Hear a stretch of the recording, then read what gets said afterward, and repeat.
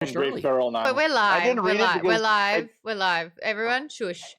Everyone's like, the first opening thing of this show, I didn't read the book. I didn't read this book either. That was like the opening of our show, Maude's Book Club. I didn't read the book. Hey, everyone, welcome to Maude's Book Club. People don't read the book. We just had a pre-show with members of the Maude's Book Club Member Plus community. They're all in here. Hold on, let's just get it out there now. Who didn't read the book? Lisa didn't read it. Tim didn't read it. Show of hands. I had a good reason for not reading it. I would like to hear your reason, and I will rate your reason. I didn't particularly care for the last TJ Klune book, and I didn't want you to shit all over me for not liking this one. That was a risk that you made, and it would not have paid off. Steph says, I didn't, lol. Aslan says, I read the book. Colleen says, I read it. Kate says, I read it. Brush Kid said, I got the cliff notes. Avery says, I read it. Gamer said, I read it, and I finished it earlier than I normally did. Gold star. Robin finished it this morning. Darren's read it. Cheyenne read it and enjoyed it. Vaden's read it twice. Ooh, double gold star. Toastpost says, I read it. J Bunt Rock says, I read it. Oh, the framing of this is not my best, but it is what it is. KPW's read almost 200 pages today. Why is that, KPW's? What have you been busy doing? Work. Yeah, we'll call it work. Work on that farm. We have a new Stardew addict. Lovely. Shaki B says, new to the club. Speaking of. Are we doing Stardew after the stream tonight? No. Maybe over the weekend. Okay. Maybe over the weekend. What is it today? Thursday? Yeah, because we just got an afternoon free. Tomorrow I was supposed to be interviewing TJ Klune. It's been pushed back a week, July 5th instead. Oh my gosh, if I could play Stardew music as the background music. I mean, I'd never talk because I'd be dancing the whole time. And it's not even good dancing. When Horseradish, that bop comes on,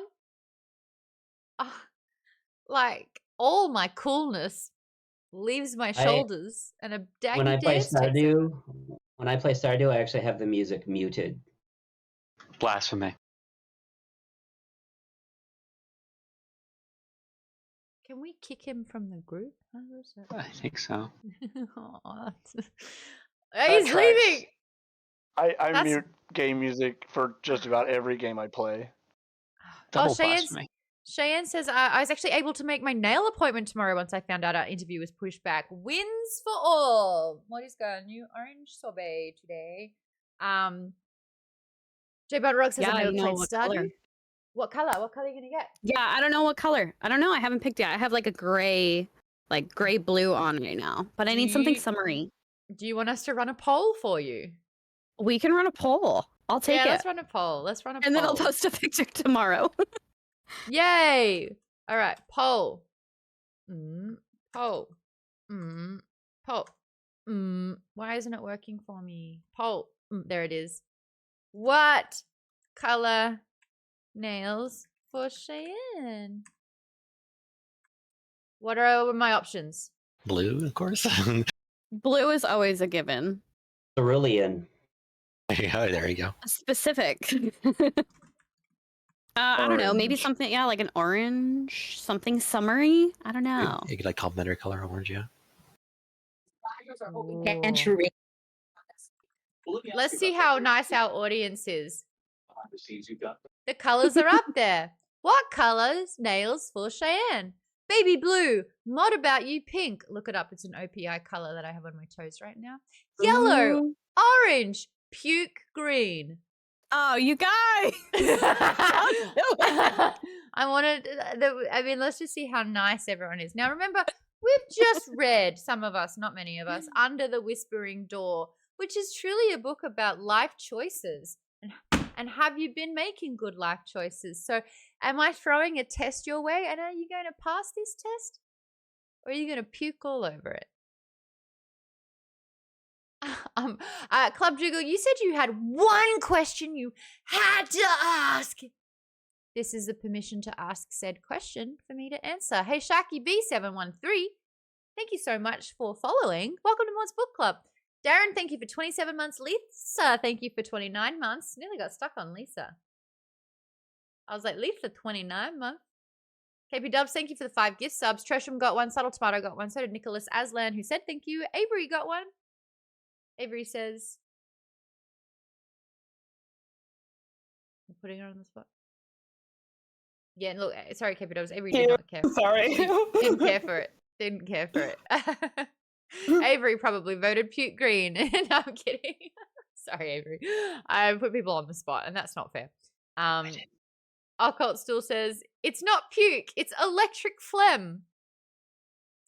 Club Jiggle says, so Maude, when are we doing a book review on the fan fiction novel Darth Maud and Papa Ren in the Arms of the Sith? I hope that is a lie. I hope that is not true. I think that this is a joke, but you put so much emphasis on asking the question that I am now immediately scared. Oh, you said thank you in the chat. That makes sense. Do Noi look into it? Noi! Don't Google it for sure. Don't Google it. Lisa, can you? She's got a pretty good threshold. I feel like she can handle it and pass on the notes for me. God, that makes me nervous.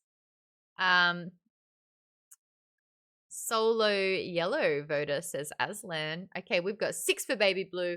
We got 10 for Mod About You Pink. We got 6 for Puke Green. Can I find out who's voted for Puke Green? I'm not afraid to call you out. It's just a joke because of your love from the last break room show. Nothing special. Sorry, I'll leave it alone. Okay, good. Dude, there is fan fiction out there about me. There's quite a few. About one portion of my life. And I read one of them as a joke. And I don't know if I've recovered still yet. Because it was so accurate into like leading up to said fic of fan. The day-to-day part of it was so eerily on point.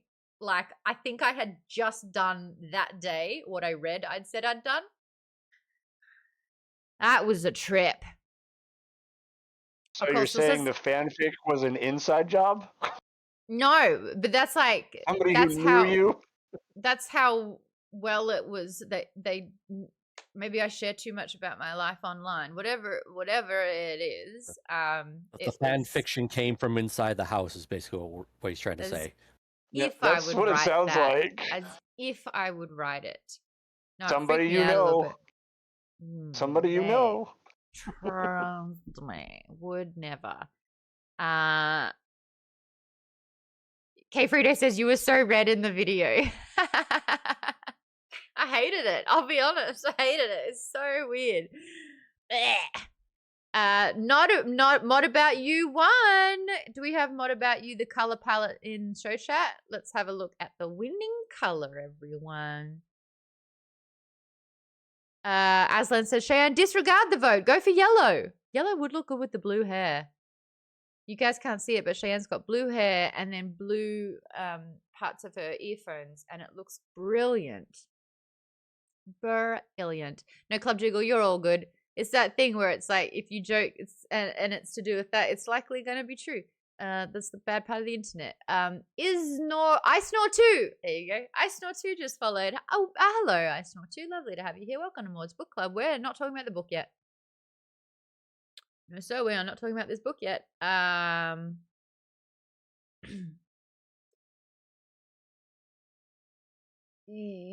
Summary.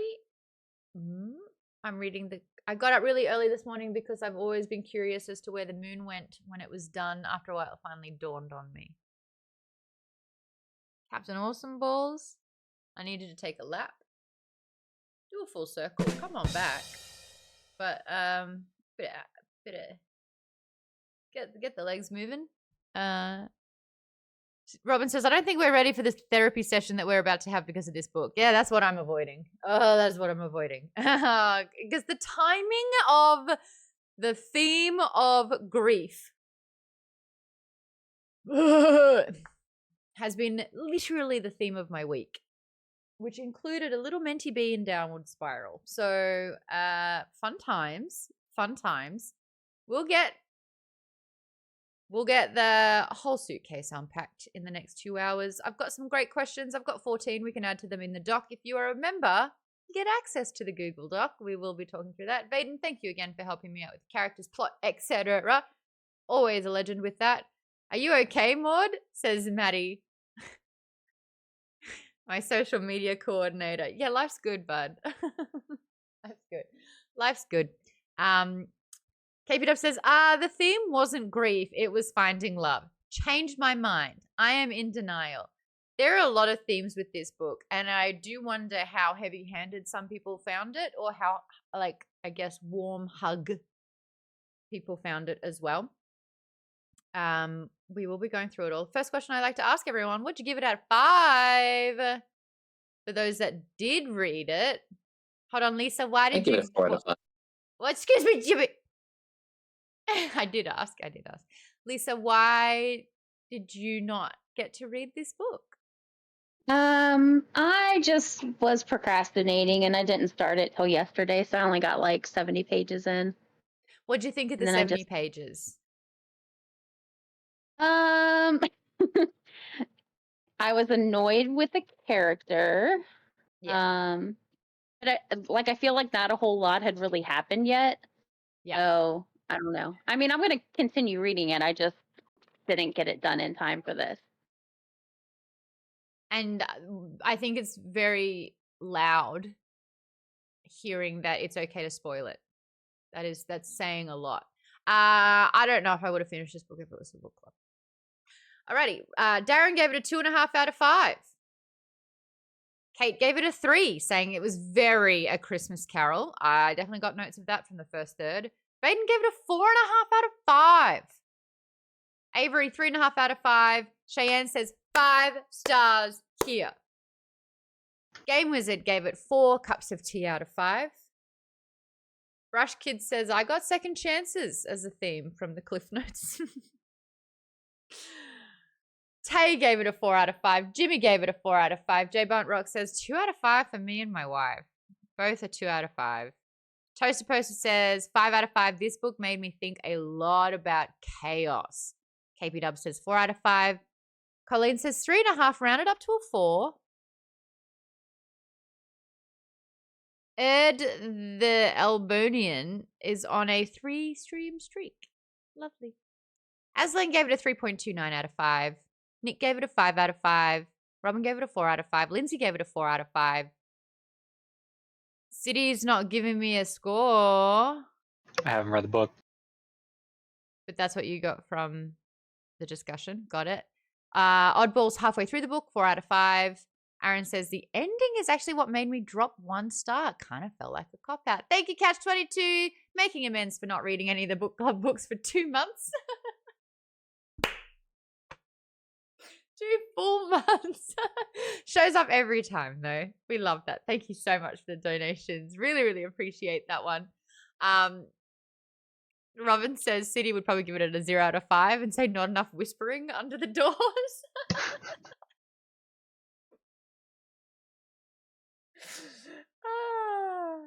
Darren was saying the cop-out, a bit of a cop-out for the ending as well. Aslan saying there's plenty of whispering under doors. Katie gave it a 2 out of 5. Darkwing28, thank you so much for the follow just now. My name is Maude. Thank you, Tim Z, as well. We're doing Under the Whispering Door by T.J. Klune. T.J. Klune is an American queer author who has written a book called House on the Cerulean Sea. We read it about 1.5 years ago. Most of us giving it a 5 out of 5. It was such a feel-good, wonderful book. The sequel will come out in September, which I've got a copy of on my Kindle, which I'm excited to read. And next week we'll be interviewing TJ for Maud's Book Club to talk about Under the Whispering Door and House in the Cerulean Sea, which means if you need a refresher of the Cerulean Sea happiness, you got a week now. Yay! I loved House in the Cerulean Sea. It's very different, though. The themes of the book are very different. Both start off from the protagonist, POV of a bit of a stickler. I know that Linus from House in the Cerulean Sea is very by the book. And he's quite alone, and he's a little bit closeted also, and likes to very much play life by the rules. Wallace, however, is a POS, absolute piece of shit. He is a partner of a legal firm. It's horrible walking in his shoes. He's got very little self-awareness, absolutely That's no so funny, empathy. Maude. Because I was Why? just saying he was like the villain in a middle grade book. He wasn't enough of an asshole. Oh, you were saying that. I remember, like He's in just Fable, like, kind of rude. And you it's like wanted in, to crank it.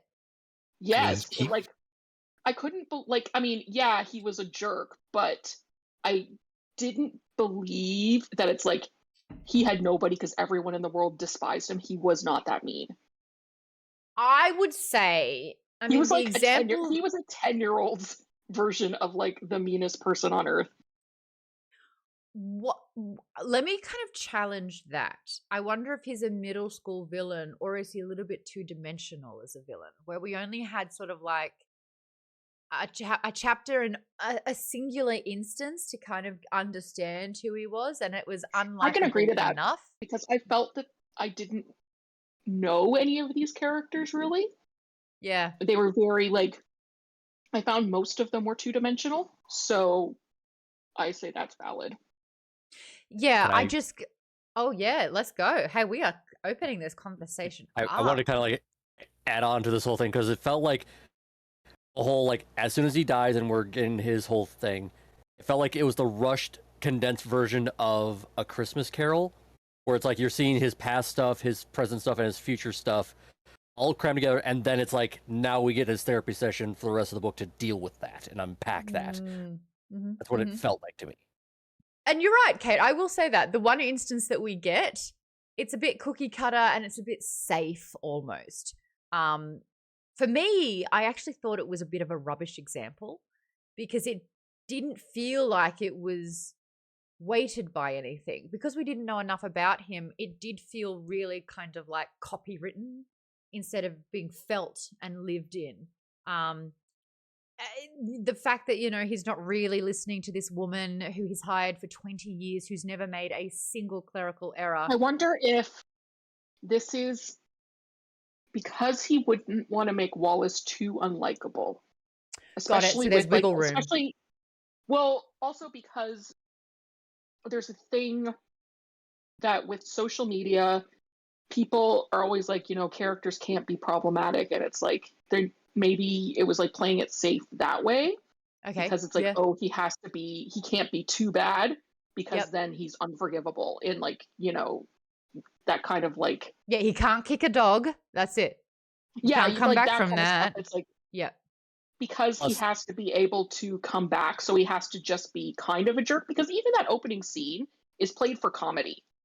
Like it's not infuriating like when she like just constantly interrupts him just like in the stream of consciousness about her life and the way like his inner it's like a comedy scene. It's not played as if it's like we're enraged with him because of like how cruel he's being. It's just more like it's like a funny kind of like, oh, he's a jerk kind of scene. But Yeah. it wasn't And like, it was kind of you know? interesting hearing her perspective. I know you care. I know you know about my children and my husband's struggles. And you get his point of view being like, she's married? Oh, yeah, I see a ring. And so it was just kind of that he's so detached, unempathetic, uncaring. And his focus is truly tunnel vision of results, money, turnover. But for me, what actually really didn't stick for me, consistency of character, where it's like, maybe because of what I do, but it's like, dude, business-wise, if she's only made one mistake in 20 years, having to retrain someone That's isn't expensive. actually work it. Exactly.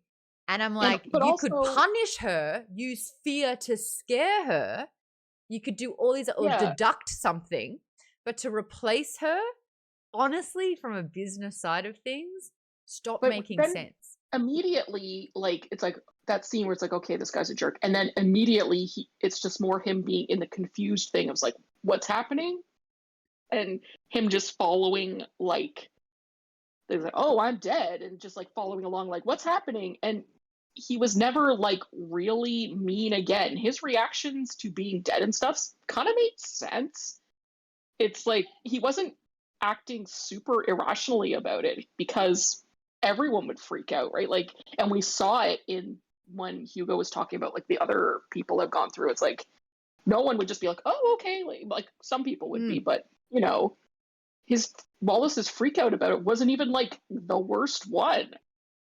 It was just kind of like, it was the Delulu. just like, he was just bringing that into it. Well, I also think because I said too that we were talking about the ending, that I also lowered my stars because of the ending, and I feel like it's because this was almost like a self-therapy for the author with grief. So it was like kind of wishful thinking that, you know, someone that you're missing can come back, right? Right. So maybe not wanting the person he's grieving to be like a huge jerk. He loves the character a little too much because it is like him going through like writing a fiction about obviously someone real that he like loved and died. So like not wanting to sully those feelings, I guess, would be why you wouldn't want to make a complete monster of a character. Well, this is what's really interesting because I find that a lot of people didn't even like being in an asshole's shoes or, you know, someone who was middle school evil. Like, imagine if it was unforgivable. We're still living through it. So would it have been better for him to be misguided? I think in this, I just thought his biggest flaw was that he was so not self-aware. He had tunnel vision for business only at whatever cost. And he sort of put his work was his entire personality. But the decisions that he made, I don't think made sense from a business point of view. And so that was, I wish I had another example. I wish it was sort of like, is he using fear over his employees? Like, what is the more fleshed out version of him? Because it was a bit cardboard, a bit two-dimensional. Avery says, I agree with Miss Necromancer. A little stutter, Maude. Yeah, a little stutter there. Got tremor in your name now, Kate. Avery says, I agree with Miss Necromancer on this one. He was not as evil as they kept saying he was. KP says, he wasn't mean on purpose. He was just unaware of anything other than himself. Absolutely correct. With the self-centered, doesn't have an impact, has not cared at all. I would have almost have preferred him to be emotionally manipulative towards his employees to get results. I feel like that level of jerk is probably fairly normal in a high-powered lawyer. Yeah. Right. I kind of wish it was you said that if I hit these 3 benchmarks, I would get a bonus, and he keeps moving the goalposts back. You know, like that to me is like that makes sense from his position, his point of view, why he's successful, but it comes at a cost, and what he's willing to do to other people to get results. I just think that I'm going to fire you and one mistake is not enough, like that I feel has the lens of a bit of a middle class. I think also maybe it's kind of like our version of just like what a garden variety asshole is a little different now because of social media. Like we see 100 people who are just the worst people ever every day. Yeah, there's a plethora of ways you can be miserable for a human being. Yeah. Colleen was saying, though, that those qualities was able to make him more redeemable. Jay Bunrock said TJ can't make him too bad because he starts to approach the irredeemable category. Avery is saying, we're supposed to believe that he had no friends, no family, and all 4 people who showed up to his funeral hated him and spent the whole time talking shit. Yet he never actually did anything to warrant that. Yeah, we had lack of examples for the outcome of it. Baden, you've been so patient with your hand up. What's up, bud? Oh no, it's basically just going to mention that, like, yeah, Wallace wasn't evil, but like, not being evil doesn't mean it's not good enough. Essentially, like he was extremely selfish and, like I said, unaware and just generally apathetic to everyone else. So while he wasn't like kicking puppies and being sadistic in general, like he was, like I said, ruthless. He didn't care about anyone else, and he didn't form relationships with people. He basically said, my only goal in life is to be successful, and he accomplished it. But he at what cost? Failed everything else. Yeah. I just had a thought that I maybe would have liked it more if he didn't have any friends and no one was at his funeral because he was too much of a workaholic. Like, not even that he was a jerk. It's just all he thought about was work. And then he's at his funeral and there's like nobody there. And he still would have had a divorce because of like, he would He never chose have work. seen his He was wife. married to his And job. it's And just, being yeah, married to like, the so, job would have kept him in the closet as well. Like, it so would have been yeah, it still would have convenient to been not the express. it still would have been the exact same story, but it wouldn't have had this part that felt kind of lame, where it's like he's supposed to be this terrible, awful person, but it would have been all the exact same if it's just he didn't think about anyone else around him because all he was thinking about was work. Yeah, it wasn't an employer, it was an asset. That's how it would almost be like a binary look at capital gain, profit, and not like hustle people. culture. Yeah. So I don't know if I'd say like that the story wouldn't change the story. I think would change because at the end, the manager's change of heart. He sees how Wallace has changed over the course of the book. He's seen how he accepts death, how he's seen how he's sacrificed, and basically what he was doing, willing to do for his newfound family. And if it wasn't for a significant change in his life, a significant change in his character, like as the manager mentions, like then I don't think the manager would have made that decision to bring him back, since he wouldn't have trusted him. Long game. Something that I definitely noted with manager, and we'll get into it, is how the manager really saw Wallace, and even the old version of him was like, I liked you. So it's like, what are they connecting over? And I guess it's like getting results from a job, doing what has to be done, and accepting the cost of it all. But that wasn't clear enough, and I wish it was explored more. Aaron makes a great point. Oh, I'm about to quote you. Oh, says, also, if he was too much of a jerk and a terrible person, it makes it unrealistic why Hugo would fall in love with him, which would make you question Hugo's judgment as a ferryman. Well said. The floor is yours. I want to say, if the way I would have had it end, instead of him becoming like back to life and being a Reaper, like, I actually forgot her name. The one. Hey, thank you. It's okay. Instead of him becoming a Reaper in training, he becomes the new manager. Still dead, but he gets to take over because that kind of is what he was in life. So why not have him be that in death? I would have hated that. I would have kind of too, but it would at least make more sense, because him coming back to life just means everything he learned up to that point is kind of meaningless in a way. I agree. And honestly, I have a real problem with rewarding bad behavior. And I know Jimmy's making this whole spiel in the comments, which you're not wrong, which is Vader killed countless of people and was responsible for so many countless more deaths, and yet he was able to redeem in the last little moment of his life. I mean, I absolutely get that. I wish there was a little bit more of a tragedy to become aware of what you could have done when you had the chance, but getting and gaining that awareness once you've lost they did that story in the book with Cameron, and it was the best part of the book. Oh, and even like extending out sort of another queer story within this already queer story. And I love that, because it's like there's so many different versions of how to be gay and what that looks and feels like. And I love that TJ is really kind of helping queer people feel that sense of confusion and loss, and like kind of going, well, I don't want that. So that's going to inspire or encourage me to kind of like not question or not hold back, or accept myself. I think acceptance is a huge theme of this book. Accepting who you are, accepting others. I love it. There are some really, really good themes in here, and I thought that maybe there were times where I'm like, is this too heavy-handed? But it just sort of softened me up in the second half of the book, where I'm like, Tidge, I bloody love you sometimes, mate. Like, this is fine. I'm all for it, and I'm going to read Husks, Cerulean Sea and eat it up for a dessert. I love it so much. Vaden says, I'd say that Wallace was never evil, but he was incredibly selfish. Colleen says, I was ready for Wallace to tell Hugo that he would wait for him on the other side of the door. That was another option. We will explore all the options of how this book could end, and maybe land on what the best could have been. Nick says, I also think that the author had to distinguish Wallace from Linus in House in the Cerulean Sea. They couldn't be the same person. A question that I want for TJ so bad is, who do you relate to more? Who was easiest to write, and who do you relate to? And I wouldn't be surprised if it was like Arthur. Arthur Parnassus, maybe, from House in the Cerulean Sea, who's running the orphanage. Ooh, who I always picture as Stephen Merchant. Tell me I'm wrong. Do we have fan casting for Wallace? I'd be very interested to see people's fan castings. Aaron, you get your hand up.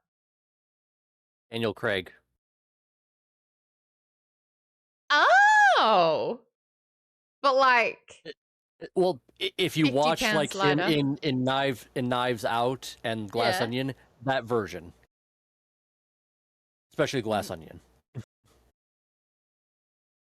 because his character is in a gay Southern relationship with drawl? Hugh Grant's character. True. Well, it's like that character, but with I kind of picture him with his British accent. I felt like this entire story felt more like a British comedy with a little bit of drama thrown in, but it felt more like a BBC show than something that's set in America. At least that was my thought. How old is Wallace supposed to be? Supposed to be like in his 40s, I think. It's like early 40s, but Maybe that was the consequences of his actions. It's like if you're that horrible and unaware, you get a heart attack. You don't even realize that you've got a bad heart. I also I forget the grandpa's name. Nelson. Nelson. Thank you. It's been like 2 weeks since I finished the book, so I forgot some of the names. But Nelson, Keith David. I have to look that There's a up. Let's pop some pictures in the show chat. Oh, there's some fan art. Oh, Lisa, Yeah, look I'll at get some this pictures. fan art. I did not. Wallace is a babe in that one. Wallace was not a babe in my head. Wallace was not a babe in my head. This Wallace is yum. Was I picturing this all wrong? Wallace in my head was like mid-50s, nearly bald, pencil-thinned moustache. I pictured him overweight as well because of the heart attack. Oh, interesting, they because it kept says several times that he's rail thin. Oh. Yeah, it kept Like- saying like how hot he looked in the bikini and stuff too. So I mean, I just thought that they had generous taste. You have a body with legs? Yeah, that's all right. We don't get to see many ghost bodies. We'll take it. I didn't think they were serious when they were making those comments. I thought, except for when they talked about tight fitting around the crotch, that Nelson made that comment. The rest of it, I thought they were just kind of teasing him, but that compliment kind of, I thought was pretty funny. Got that BD. Okay, real talk. If a character is described to being well endowed, can he get away with more shit or nah? 'Cause what was the point of that reference? Or is Hugo just like, you can be 20% more of an asshole now? Okay, no one's answering that question. Fair. Colleen, I think you're the only person who can answer that question without sounding like a perv. So, no pressure. If you don't want to answer it, all good.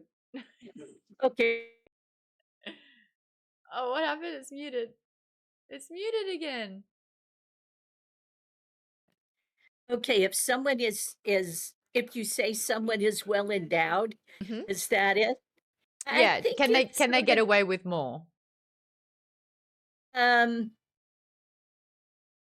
I think it depends Mm-hmm. on the person and how, I mean, some people might be, Really quickly, could all the in men that- in the chat put the notebooks down, please, and stop taking notes? No, I'm kidding.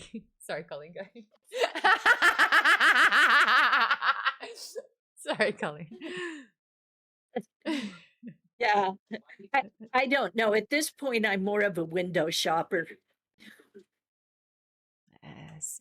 Have you noticed that though? Like in books, it's like the better looking a person is, the more that they can get away with. I don't know if you've Well, I noticed for women. That's true even in real life. Yeah, that's a just lot common. Of times. Yeah. Yeah, I think that it's a lot that of is pretty absolutely privilege. true in real life. What is it? Yeah, it's- Angel syndrome or something like that? pretty privileged. Pretty privilege. Yeah, Yeah. that's what they call it. Yeah.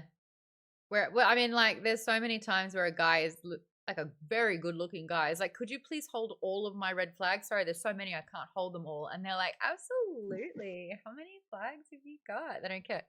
It's good looking. Everyone's saying, yes, it's a real life thing. It was interesting, though, that Wallace's endowment was a lot more accepted or something, whereas Desdemona's endowment was played for weaponized. comedy. And yes, exactly. Interesting point. Thank you so much, Colleen.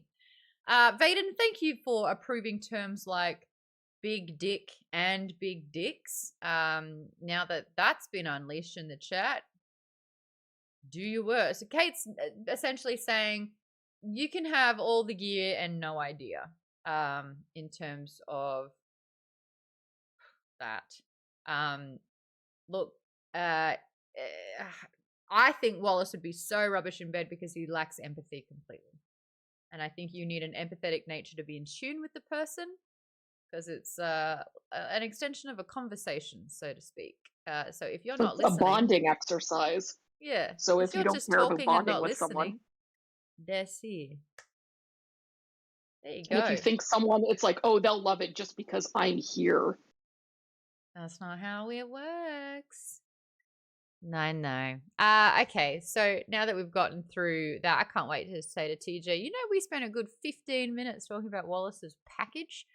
Anyway, my first question, and I think this is a big thing because I think this is where some people will drop off with the book. How is it reading a book from the perspective of an unlikable protagonist? What made you stick around, and at what point did you start to relate to or / sympathize with Wallace? Man, I love I'll go first as usual. I love reading a book from a jerk's point of view. Is it because it's comfortable? No, it's just interesting because it's the same, like, if someone's just like, an overall good person, it's kind of like being the straight man in like a comedy show, right? You're the most boring character if you're the straight man in a comedy. And you're kind of there so the other people can play off of you. So it's the same thing where it's like the hero is only as good as their villain, right? So when you have like a superhero or hero villain kind of story. So reading from the villain is just more interesting because if they're interesting, you can still be horrible and boring, badly written and stuff. Yeah.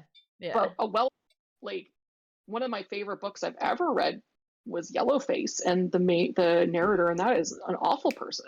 I read that in 1.5 days. I hated it. My skin was crawling and I kept turning the pages. That's what I loved about it, though. It was but the reviews on that one, I just did another stutter. I was revving that word. The reviews were so split because of it. There are people who hated it. And I think it's like, unless you're questioning how good of a person you are, well, see, it's a very uncomfortable book. Yeah, it's fiction, though. So that's how I look at it. Yeah, but I have a feeling that some people thought that the pages were screaming at them as an individual. Yeah, most people like to think they're good people, but they aren't necessarily all good. You have to say it a lot, then you're just convincing yourself. Cheyenne and then Jimmy. So that's a good segue because I was going to say that I really enjoyed reading the book from Wallace's perspective because I think it's a very human thing to sometimes think that you are a bad person when in reality you're not as bad as you think you are. Like there's way worse things that you could be out there, and I think it really makes you think about what makes a person quote unquote bad. I think a healthy check-in, kind of analyzing your own actions and how you're impacting others is so important. I get a little concerned, a bit of an amber flag waved for me, are people that are projecting. They're almost, how do I say this? They're almost convincing themselves. No, I feel like I really handled that well because I checked in with me and I felt like I had done the right thing and I feel better because of it. And you're like, cool, but what about the impact that you've made on other people? Because that is also really important. So this justification of one's own actions, convincing themselves that putting themselves first and checking in with them and all of that is the most important thing. It's just one part of the whole picture. And so anyone who's constantly bringing it back to what do I need, what do I want, I am feeling like I've done the right thing, without having conversations with other people and be like, hey, when I said this, how did that sit with you? Being considerate. There you go. Vaden's given it a word. It's just consideration. Yeah. It's being considerate of you and others. Wallace had no real sense of consideration at all. At least until after he died. And then he died, and then he was like, oh, well, what else am I going to do? I'm going to contemplate life because I'm dead. Which, you know, I wish there was a little bit more of a tragedy behind it. I also didn't want him to be a bit woe is me at the same time. Avery says, I also enjoy stories with unlikable protagonists. It allows the story to explore things that are completely good or relatable. It allows the story to explore things that a completely good or relatable character wouldn't be able to do. I do get a bit miffed when people are a bit stupid, like because they're playing it safe. I want to be so friendly and wonderful and caring. It's like life is so much harder than being great and good all the time. Conflict, and I think internal conflict is really important. We don't get it right every time. And there are consequences of actions. I had to apologize to a friend this morning, kind of indirectly. I didn't think I was sort of wrong. Here it is. But I did say something, and I know their intention, and I know that their intention wasn't bad, and they know that my intention wasn't bad, but it was a little bit of a funky moment that I think we both chalked up. Are we going to make something out of this? Nah, it's actually not worth it because we recognize the intentions behind it. But there are those moments where it's like, this is a person that I've known for 22 years, and we just struck each other with the wrong chord over something. And it happens all the time. And I just think that, like, constantly offering perfect advice, we don't learn. Where's the learning curve? We're not seeing what the message is. We're not learning about growth. The thing I did love about Wallace was it was extreme growth. I do think it was quite subtle from time to time. Even though we were living through his experience, I wanted to see how I tried something, it didn't work. Hey, dude, that wasn't cool. Let me tell you why. I just wish there was like a little bit more of a growth. And I think that this book can sometimes suffer from, we've already brought it up, you're telling me that this is what he's like? I'm not seeing it though. In the beginning of the book, you're telling me he's an asshole? I saw one example of a conversation. Where's the rest of it? He is? All right, well, if you say he is, then I guess he is. Wallace has done all of this growth. Where was it? I mean, I know it happened because his dialogue has changed significantly, but because it was third person, where are these internal moments that we're not privy to? Where are these questions of things? Where was his behavior? He sort of does reflect in the last fifth of the book. I had someone that I actually cared about that I didn't treat well. And looking back through my whole life, I realized my part in this and I want to right that wrong. I get that. I like that. And I like that sometimes that person doesn't need to, that they don't need closure from you, you know. And no one owes you closure at the same time. And I think he's recognizing how many people he's upset in his life. Now, Hugo seems like the most decent person ever, but has he got a broken picker? Was he not loved enough? Like, why is he attracted to Wallace? Got a big dick? Like, what? There's more to him than that. That one, Adam's kissing himself in my chat. Okay, great question, Adam. Thank you for bringing it up. If you were a clone, would you kiss yourself? And are you queer or are you a narcissist? Or is it both? Opening it to the chat. Colleen says that his interaction, this is Wallace's interaction with Cameron, seemed like a turning point. In Maude We Trust says, no thank you, clone. PDA, says Jay Buntrock, public display of Adams. Adam says, yes, I would kiss myself, and yes, it is narcissistic. Oh, and yes, you are queer. Oh, don't it? I just saw that, Terry, and that was not fun. If you could multiply yourself, yeah. Nope. Chris says, Clone, go finish my chores so I can write. That's exactly right. Is it mass saturation? I'm not saying that word. I'll get canned. No, says K Frito. Okay, that's the thing though, Maddie. Let's say you put yourself to work. Which one's the dominant and which one's subservient? Which one's saying, yes, I'll do the chores? Because, like, if it's both versions of you and you intrinsically don't want to do said chore, at what point do you start fighting you to say who's going to do it this time and who's going to do it next time? See? I feel like Calvin and Hobbes answered that question and they just had one clone for every day of the week. Well, what do you do for the other 6 days? No, he had 7 clones, so he had one clone do the work or the chores or the homework for each day. Okay. This makes me think of Jean Grey in X-Men 97, when she didn't know who was who, her or the clone. Meredith Madeline? What's her name? Yeah, Madeline, I think. Madeline Pryor. Yeah, that messed with her. She's like, I don't know which memories are mine and which memories are someone else's. And Scott is like, I fell in love with someone who I thought was you and it was never you. Are you kidding me? Oof. Everyone's And talking got about her pregnant multiplicity. too. And got her pregnant and it wasn't even his. Oh, that would. Whew. Which then Can't you believe have it the wasn't- whole mind trip from the previous, 5 seasons. Like, oh, they've been meeting their son the entire time, and he doesn't say Yeah. anything. No. Bit of a Well, I jerk, mean, Cable. well, you can't unravel.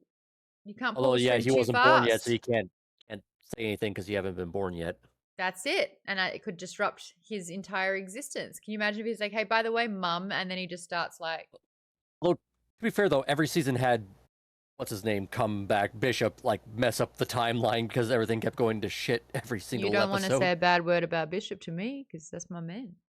Bishop. I like is, Bishop, but it's like his whole He's doing the storyline best. is like, He's doing the best with what he making up has. for every single mistake that keeps coming up because it's like he doesn't stick around long enough to fix it. Anyway, But he's like back to the cleanup book. crew, and he's trying to clean up in the first place. We're talking about Dark Matter. Oh my god, that's such a good book. Who didn't read Dark Matter?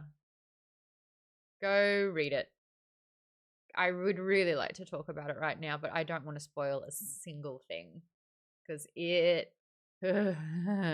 gave me a 3-week existential spiral afterwards because it does kind of tackle those things. KB Dove says, today we are talking about Under the Whispering Door by TJ Klune. Are you trying to bring me back on track there? Is that what that? Yeah, nice. Okay. To which Catch22 says, I'm not going to make out with myself. Have you seen me? You should be your biggest fan. Cheyenne says, I'm trying to catch up for Mirrored Heavens right now. Too many books. There are a lot of books. I always say I'm funny looking. Aww. Hey, none of that. We are positive in this community. We are championing ourselves and each other. Yeah, Cheyenne's also catching up on Red Rising. You just hit Morningstar, yeah? No. No, I finished Morningstar. Oh, you did finish Morningstar. I did finish Morningstar, but I'm going to catch up for Mirrored Heavens, and then I'll go back for the next 3. You know what? That's a really good pause. That's a good place to pause. I think it. I mentally need that. Oh, yeah. Everyone's like, yes. Rogue. What? Also Sarah. Cassie. Oh, God. Anyway, yeah, Iron Gold's pretty heavy. Yeah. Hey, if you've been a lurker this entire time, if there's one question I would like you to answer, would you make out with yourself? Let me know. I don't think I could. There is like another mod. It's like, just fucking do it, coward. Just do it. And then this mod would be like, no, absolutely not. And I know our safe word, and I will say it. Pineapple.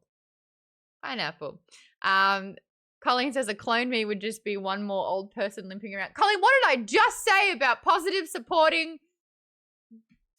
uplifting Yep, now everyone has to say something nice about Colleen. You did this to yourself, Colleen. You did this to yourself. In the chat, You're well seasoned. everyone has to say something nice about Colleen right now. I have Colleen, good stories. You've got great stories. You are now going to get an onslaught of compliments. You seem to be a great grandmother and mother. There it not is. Just a grandmother, a great grandmother. You should put in the great in great grandmother. Colleen is my spirit animal. Colleen's a cool person. Colleen's absolutely charming. You seem like you know a lot and give good advice. You're super knowledgeable. You're a very neat person. How's that, Colleen? You can limp around those compliments. Good. Well, I'm still limping, but I'm a happy limper. There it is. I will compliment bomb anyone here who has negative self-talk. You've been warned. You're also allowed to have a bad day, okay? Yeah. Colleen is the best. You always have the most interesting insights. Would you raise a baby clone of you? That's weird, isn't it? With Spectrum Internet, Well, I would raise a baby anything, so I guess. That's because you're a good person, Colleen. My God, you do this to yourself. You just walk into how amazing of a person you are. You don't even try, and you're so amazing. There was no effort involved with that one. There you go. Are you projecting envy at that point now, Maude? No, I'm just making sure it's loud and clear that she's fantastic. Okay. It just sounds aggressive. I will yell good news at you. Okay, so back to the book. At what point did you start to relate with Wallace / sympathize with him? We are going to charge through these questions, let me tell you. Cool. All right, next one. How quickly would you believe it if someone told you you were dead? And what would be the key piece of information that would stop your delulu? This was actually the first thought that I had because Wallace, I was like, get a grip, my mate. It's taking a little time. You seem like you're a very logical man. Aaron, then Robin, then Jimmy. I don't know if you're eating a nail or if you've got a hand up. That's the example I can call from is one of the episodes from American Gods, season 1, where they introduce Death, and he's like visiting the lady, and she's like, if you're gonna rob me, do it or whatever. It's like, I'm not here to rob you. You're dead. It's like, what? And then points right to her body right behind her. It's like, oh, well, that'll do it. Uh-huh. Yeah. What are you gonna do? That's not me. Yeah. But if I see How my can dead I be there self if right I'm there, here? that'd be enough for me to be, oh, okay, this is not an out-of-body experience, or it kind of is, but not the way I think it is. KP Dubs. Oh, that's not me dead. That's my clone, says KP Dubs. Robin, what were you going to say? Yeah. If I saw my actual corpse, then I think that would hit home. But I'd also want Death from Sandman to come for me. Agreed. I mean, it's your death. You should get what you want, I believe. And that's a nice one. What is Tom? He's like 6'1"? No, like the character Death in Sandman. The lady Death. Yeah. Yeah. Sister.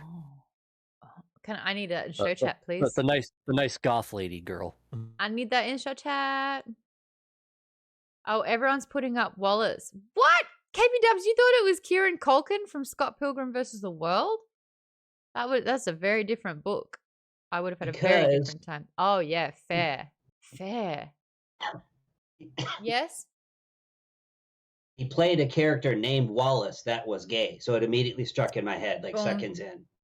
That's how the brain works. It's like, we'll pick 2 pieces of information and then it's fact. It's like, even if it's like, no, he was not large. Robin's like, nah, heart attack. Arteries, say less, got it. Cheyenne says, you know what? I would have 0 clue, quite honestly. I think it's one of those situations that you think you'd know how you'd act, but you don't really know until it happens. And no one can report back. Skull Cleaver, thank you so much for 35 months. You're on a 12-month streak. Woohoo! Also, remember Beetlejuice when the Gina Davis and Alec Baldwin's characters, they just walk in their house like no big deal until they start to walk outside the house and they're in the sandworm land or whatever. Oh. Or the football team guys where Juno kept trying to convince them, and then at the end, it's like, I don't think we survived that crash. There it is. Like, what's going on, Coach? It's like, he survived, unfortunately. Vaden seems to think that if I couldn't touch anything in the real world, that would sort of do it for me. That would be the. Do you think, for the sake of this book, it needed to go on for as long as it did? No, says J Bunt Rock. No, says Colleen. No, says Aaron. No, says Maude. Yes, says Vaden. No, says Avery. Go on, Vaden. This is a very lonely podium that you stand upon. I'm used to it. That's fine. Why do you think that it needed to be long? The book itself? No, his Delu. Oh, yeah, Delusion. because it makes the most sense, like to be like No, a it slow didn't. It transition. contradicted his character. It contradicted his character, who was super logical, and then logic went out the door. Why? Why was he so scared of dying when he that's wasn't why. even living? Because that makes sense, because like when you die, you lose some of your like logic goes out the window because you're overwhelmed by fear, overwhelmed by emotion. You know this? Like how? I don't know. I'm not telling you, but just saying, like in general, true.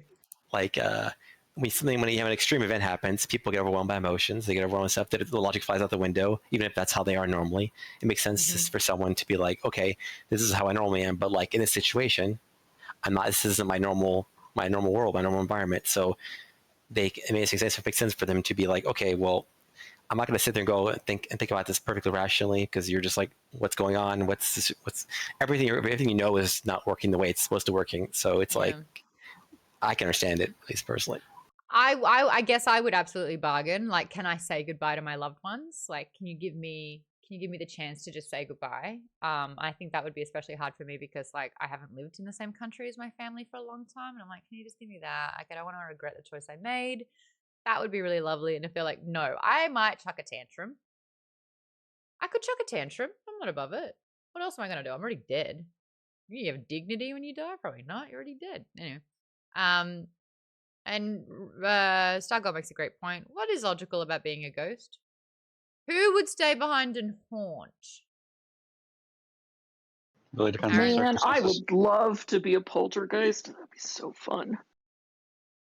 Who's your target? Doesn't matter. Just as long as you're mentally messing with them? Yeah, just as long as I'm ruining their life. I would go full Casper's uncles. I was a ghost. No, I'd be like, Amityville Horror. Oh, you're going very intense and extreme. Okay. Fair enough.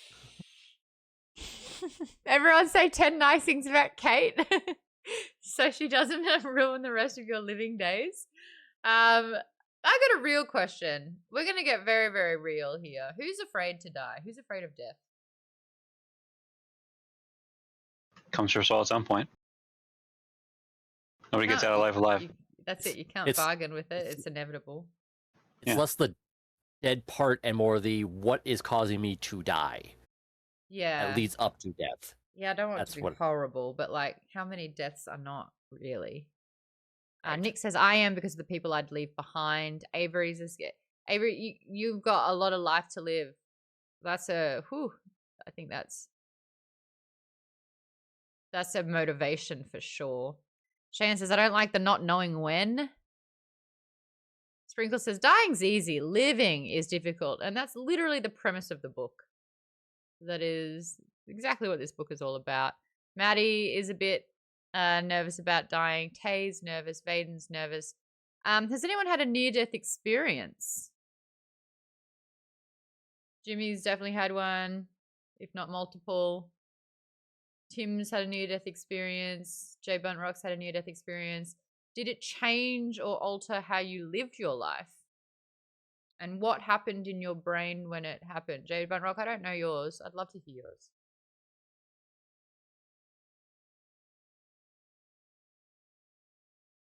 Yeah, we were running drills on the submarine, and it was a junior officer running operations, and we're supposed to switch to the emergency propulsion meter, and he was screwing up, and we started to plummet straight down. So, What went through? What went through? Just the just the thought of when we get too deep, the submarine can just implode on itself, as I guess the famous submarine that happened last year. Just on the so just the going into panic mode and in your training just to get the boat back up into the surface, and so So didn't the get too deep. solution So, in that moment was a full capacity of your brain, so there was no room Yeah. for anything else. yeah, on the submarine we drill, so it kind of becomes Yeah. a robotic thing. Is oh no, we're plummeting. We need to fix that soon because it can happen in seconds that we get too deep and just squish. And so, everyone shook up for a little while, but we were obviously recovered and had to just go about our day to make sure we were operating. That's almost a blessing because I wouldn't want any other room to have thoughts that could take away from my chance to survive in that moment. I guess that's why they do that, right? Kate, I'm very glad you're still here. I love that you're in the community. I find it incredibly interesting that it's made you unafraid of death. It took sort of like surprise or fear out of it. Fear. When you have like suicidal ideation, you want death. You crave it. So even if you move past it and you don't want and crave it, you're not afraid of it anymore. Was that helpful or? Well, Not sure I mean, I think helpful a is the word lot that of I'd use. people, I don't know if helpful, but a lot of people are To change your crippled perspective by, on it though. yeah, it changes perspective because a lot of people are crippled by a fear of death. Yeah. So it affects how they live because they're so afraid to die, right? Like you see a lot of that in especially like fundamentalist, like, super oppressive religions and stuff, that people are so terrified of death that it's like, well, it's when they don't have control as well. They're too worried about what's going to happen after death that they forget to live. Right. I apologize. I don't think No, helpful was the right word. I am just trying to understand it. No, but it's it sounds okay. like It's just sounds like you're it's better like in I don't know a if better more equipped for it either. mindset. It's No, not better for hard. it. I am Yeah, not it's handling this well. I'm It's a not hard conversation to or have. anything by Give it. yourself a break. It's yeah, and it's one of those things that it's hard to explain unless you've been there, It's like you can sympathize. It's the same thing when someone's like talking about like if they have depression or something. You can sympathize, but if you don't have it, you don't really know And with like what depression, they it's very feel. easy So to it's the say the same. wrong thing as well. Yeah, and Feel it's the same happy. sort of Do thing. exercise. Yeah. God, how many times And have I of heard course, that it's one? like different for Other it's people, different for my everybody, favorite too. is, oh, other people have it so much worse than you do. I hate that. Oh yeah, I got that because I have like my mental illness is high functioning, and it doesn't like I can still go to the store if I need to. That it's obvious that it's like people it get to creates minimize it. imposter. Yeah, and it also creates imposter syndrome in the person too, because they're like, but maybe I don't have it worse. And that happened when I had cancer too, where I think people would mean well saying it's like, oh, it's only thyroid cancer, you'll be fine. And it's like it makes you minimize and I'm sure people have like skin cancer and stuff too, because it's not like lung cancer, it's not breast cancer, those ones that like move through your body really fast and could kill you very quickly if you don't catch it. That it's like, oh, you don't have a right to be like scared or anything. It's just that is so not it.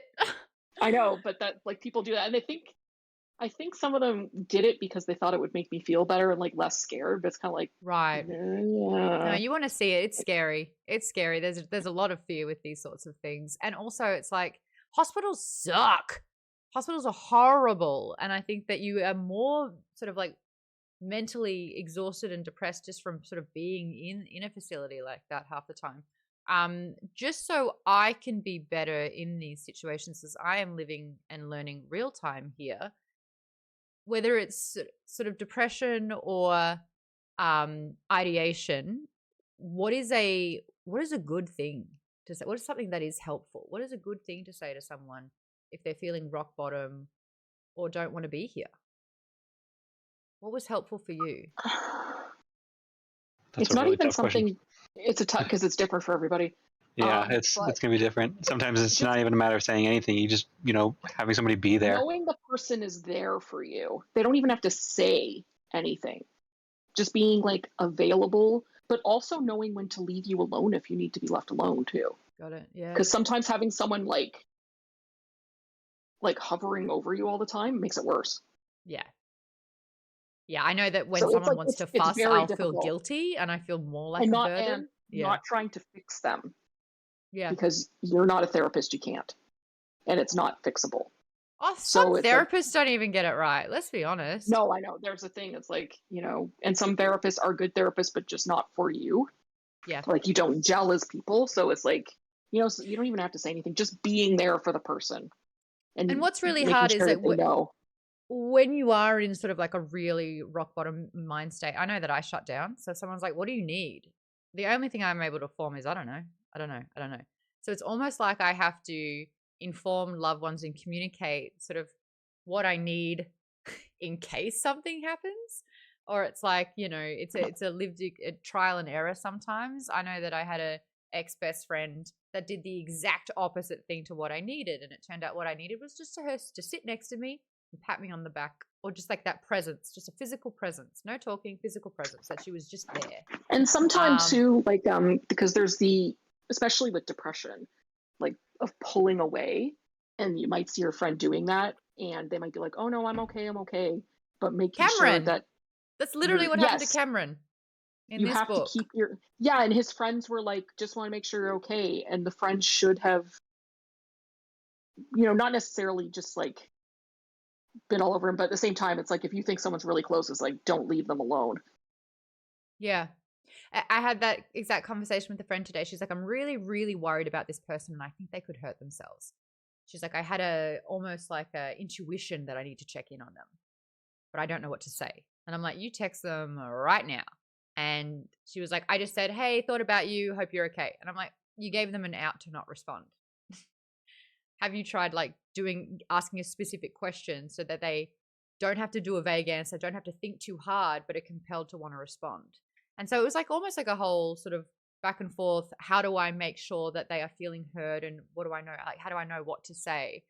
And like everyone is a bit different. I think that we are so scared to get it wrong because that can hurt, that sometimes we don't try. Something that happened in this book that I really want to mention is that Wallace recognized a moment where it was a bystander effect. And he reflected back on that, where he basically saw someone getting robbed and he didn't want to get himself involved because he might get hurt. So he sort of watched it happen and removed himself from this situation. Which is what most people do. And I fucking hate it. We also know that Alan was left to die in an alley. And I think the most heartbreaking thing about Alan's story was that he could hear people nearby, walking distance away, that if they just saw him, he could get help. And so he died what he believed was an incredibly unfair, unjust, horrible way, and that it could have been prevented, or he could have had help. And it was so close to getting help and it just wasn't there.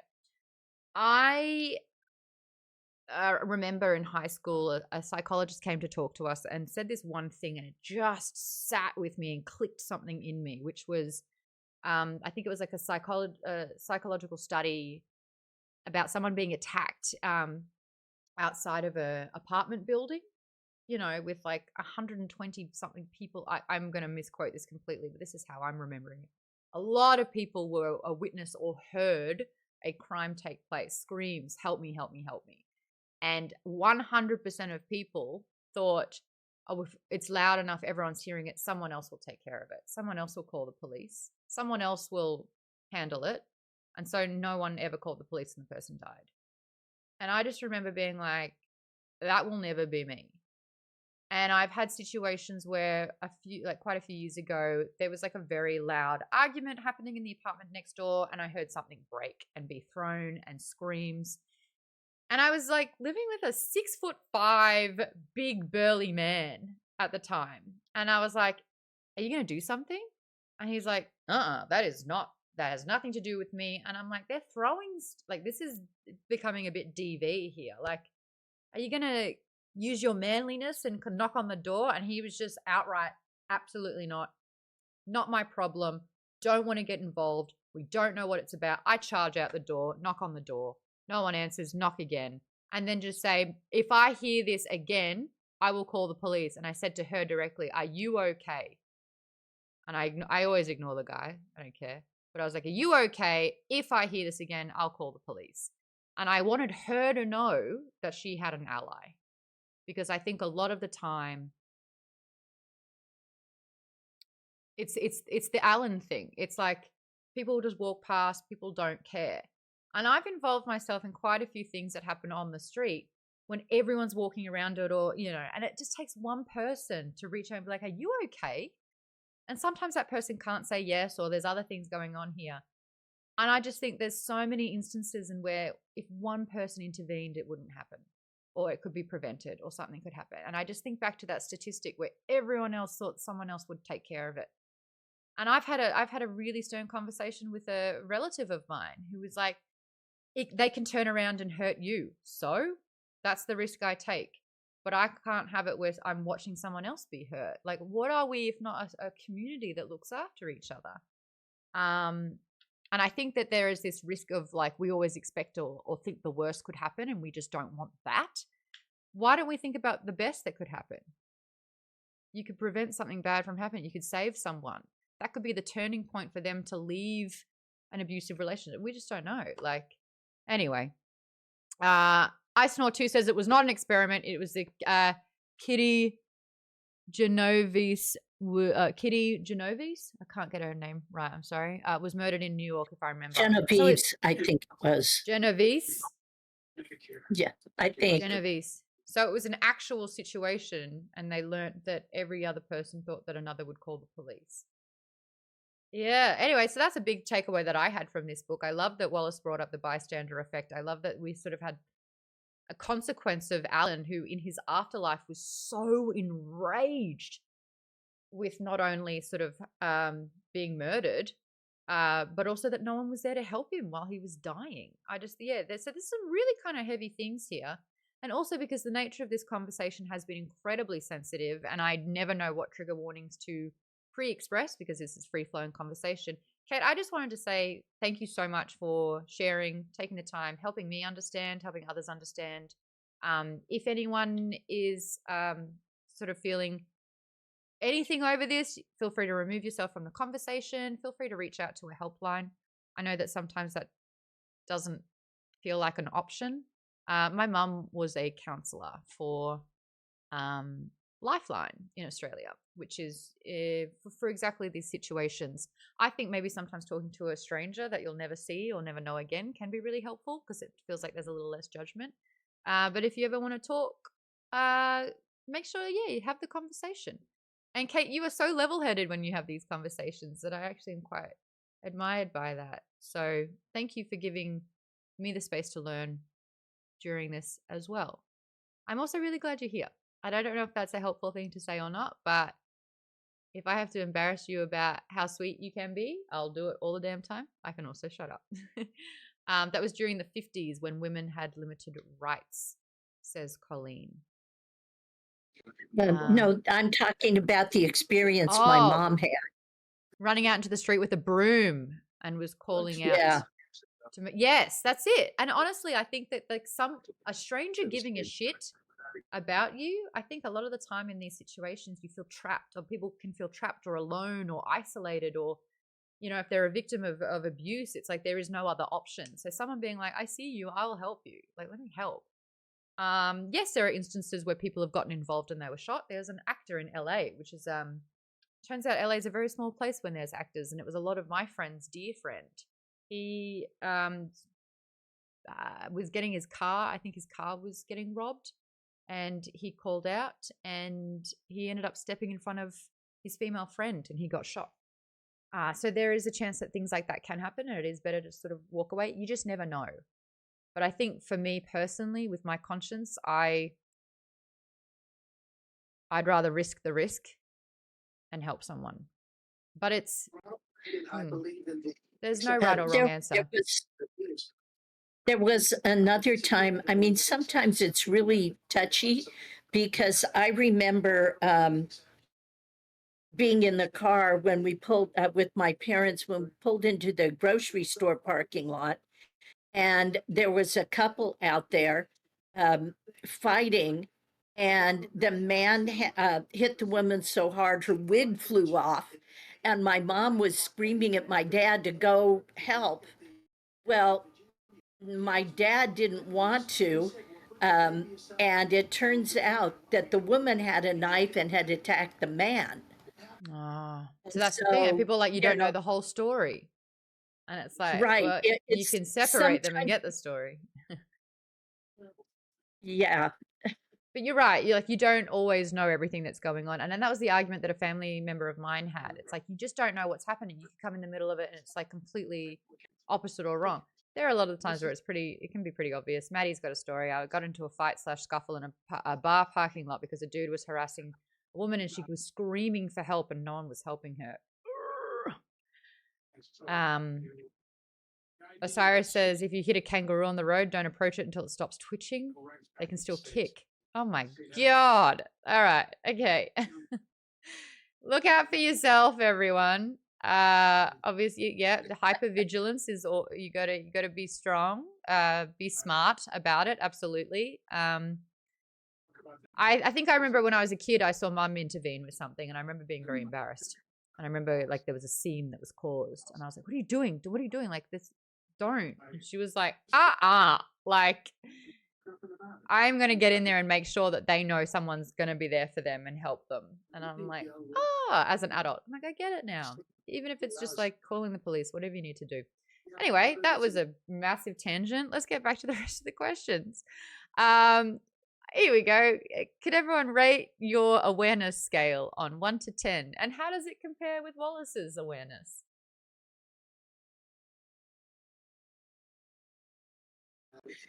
That's kind of hard because if we're not self-aware, we won't be aware that we're not self-aware. That's going to hurt my head, Colleen. Yeah, exactly.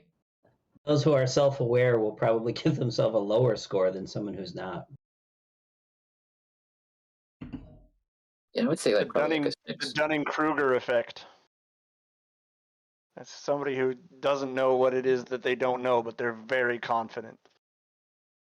I guess there's people that actively want to learn and grow and ask questions and are curious, and those that are pretty cool just... I think that the more aware you are, the more you are susceptible to really big feelings. Dark and light feelings, I suppose. Because the more aware you are, the deeper it gets. And you recognize just like, the depth in things, what that can feel like. Big emotions.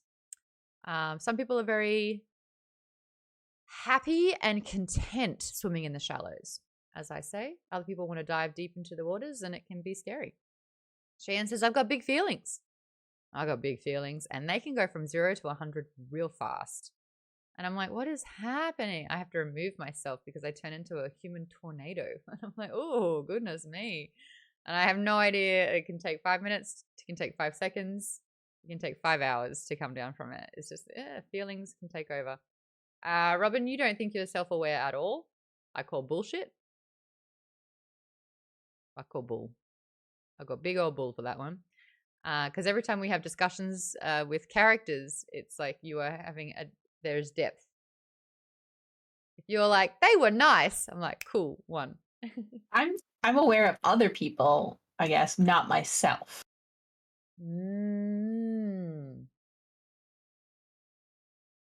Kate, yes, you are very self-aware. You almost were talking about yourself in situations and feelings in like a third person where it's like you are commenting on, you know what I mean? Like it's an out-of-body experience where you're like, let me tell you about this, but it's you. I find that that's a very self-aware thing. I had a grenade for dinner. What is this quote, Jimmy? Where's this quote coming from? It's Halo Infinite. You said it. I don't know. I mean, You probably had a weapon thrown at you, like AK grenade, and you exploded. You But had why dinner. that one in this conversation? Everyone's like, you said it. Because it's a funny quote. That's the bottom line. Okay, so there is no right answer or wrong answer with self-aware. All I can say is, are you introspective in moments, or are you not checking in? So the more you check in, the more you get to know yourself, the more you get to know others. If you are coasting, must be nice. Must feel very stress-free. I admire it. Must be so nice. That is life. There is no right answer. There is just as close to right as you feel you can get, or purposefully wrong. I have noticed. Yes, Aaron? Basically, there is no spoon. Oh, don't you dare start with that. How are you going to eat your cereal? Quoting the Matrix. Oh, I know. It's that little boy who's saying the cake is a lie. Yeah. Jay Buntrock says, I often reflect at night on all the things I should have said during the day. There's a word for that. It is called anxiety. And Inside Out 2 does a really good job of explaining that. I can be at peace with, like, I can't change what's happened, but I can improve what's to come. Yeah. So I'm actually able to sort of like detach from trying to control things that I absolutely. Thank you, Christian. Unpronounceable. Just drops a big fleshy. That's welcome to Break Room community. I reflect when I go to sleep or in the shower. Do you have those 3 a.m.? That's what that was. No. I do. Usually before I sleep or after. I don't wake up in the middle and have a revelation or anything. Do you actually do that? Yeah, 3 a.m. I'm like, I forgot the thing. Yeah, all the time. It's usually words that I was looking for in a conversation. Oh, okay. And of course, I'm like, I will not forget that. I wake up and I'm like, what was that thing? Every time. Catch says, the hardest lesson I ever learned was not to worry about the things that I can't control. You got to learn from your mistakes and move forward, says Aaron. Yep. All that good stuff. Next question. Why is May the perfect Reaper for Wallace? Because she's pure chaos to his hard, regimented, ordered life, and now his life is upended, and she's like, hey, that's cool. Like, the perfect foil for him in that situation. She's Teflon. He's slinging shit at her and it is not sticking. I kind of love that she's able to disable the power that he thinks he has. He's used to commanding orders and getting people to do exactly what he says. He commands. And she's like, I'm good. She knows that, like, what he's asked can't happen. But I think that she is able to, like, dismantle, disrupt, just take his power away that he thinks he has. And it was like the piss out of him. Yeah. But she's also quite calm with him. She's not sort of like buying into his fear. She's not buying into his bullshit. She's able to deflect all of it. I also like the fact that she makes muffins and scones and stuff like that while listening to heavy, heavy scream metal. Yeah, I know. I love that. It's all about the balance. But I think, this is another demonstration in a person only has power if you let them. If someone's like, you're awful, you're horrible, you can be like, okay, or you can believe it. Like, it's totally your call what you give power to. And I think that it was a really beautiful moment where Wallace has lived his whole life thinking that he's got pretty irrefutable power because he's put himself in a position where that is the case. And for someone to just be like, that doesn't work on me, and just sort of saps that power, I think that was a really beautiful moment. Kate says, it's like me. I'm doing jigsaw puzzles or knitting, and I'm listening to Last Podcast on the Left. I'm scared to ask what that podcast is. Is it a true crime? Yes, true crime comedy. True crime comedy? What? That sounds like an oxymoron. Or a really good time. It's a great podcast. Baden says May works so well against Wallace because she doesn't take shit from anyone. There it is. Sprinkle says May has a stronger will than Wallace. So I mean, she's informed. Wallace is not. She's got the upper hand. That's helpful. Well, he's order, she's chaos. So like, he can't. Isn't that weird? She didn't feel like control chaos to me. anything. She felt normal. Well, I mean, in this kind of black and white world, Juxtaposition to him, yeah, she is. She felt normal. I'm letting that sink in for me. I was like, I get it. Yeah. That's another question. Who did you relate to the most? And I think this is going to say a lot about a person when you admit this. Who did everyone relate to the most?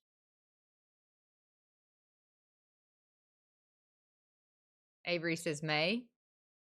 May was very fun. My favorite character, also May. May as well. Is it gonna be May? Anyone think Wallace?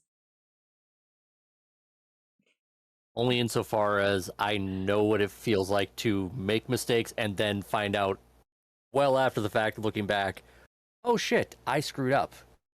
And I can't do anything about it. Okay. Kind of sucks. Yeah, you can absolutely relate to a moment of like reflection. That's introspection, where you're like, "Oh, I would have done that differently."